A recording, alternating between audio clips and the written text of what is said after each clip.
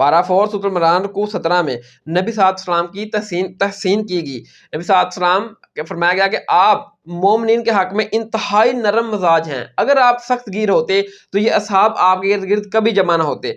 अल्लाह ताला ने नबी सल्लल्लाहु अलैहि वसल्लम को तलकीन फरमाई कि ये जो आपके सहाबा कराम हैं जो इन्होंने गज़वा ओहद के मौका पर नज़म की खिलाफ वर्जी की और जिसकी वजह से वादिया फतह शिकस्त में बदल गई, इनकी वो गलती माफ़ कर दीजिए।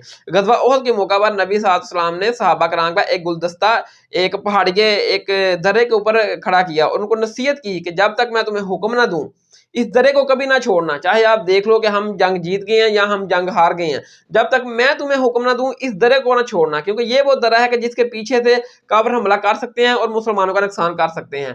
जंग का आगाज हुआ, काफिर जो है ना वो कत्ल हुए और काफिरों ने दौड़ भाग मचा दी। मुसलमान जो ना वो काफिर के ऊपर हावी थे, तो वो जो दर्रे के ऊपर सहाबा थे, गुलदस्ता था, उन्होंने इत्तेहाद कर लिया कि काफिर क्योंकि भाग रहे हैं मालिक निमत छोड़कर, हम जंग जीत गए हैं। उन्होंने इत्तेहाद कर लिया, वो दर्रा छोड़ के नीचे उतरे। जैसे वो नीचे उतरे, उनके अमीर ने कहा कि नबी सल्लल्लाहु अलैहि वसल्लम ने हमें नसीहत की थी कि हुक्म दिया था कि ये दर्रा नहीं छोड़ना जब तक नबी सल्लल्लाहु अलैहि वसल्लम हमें हुक्म ना दें।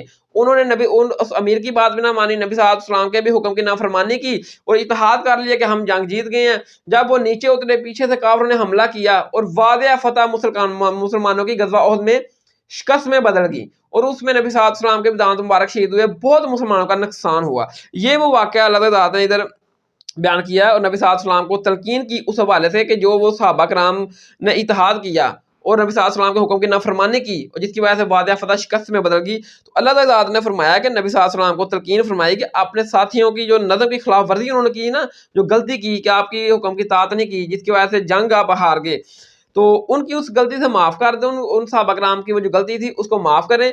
अल्लाह ताला के हुज़ूर भी दुआ करेंगे, अल्लाह ताला भी उनको बख्श दे। और बाकी के जो मामलात हैं उनमें उन सहाबा कराम से मशवरा करें और अपने इत्मीनान का इज़हार करें। ठीक है, अल्लाह ताला फिर आप जब कोई फैसला कर लें, अल्लाह ताला पर तवक्कल करें, अल्लाह ताला पर भरोसा करें। बेशक जो बंदा अल्लाह ताला पर तवक्कल करता है, अल्लाह ताला उसको पसंद करता है। एक हकीकत को याद रखो कि हक और बातिल के मार्के में जिस शख्स को अल्लाह ताला की मदद हासिल हो जाए उसे कोई हरा नहीं सकता और जिस शख्स को अल्लाह ताला की मदद हासिल ना हो और वो जीत नहीं सकता।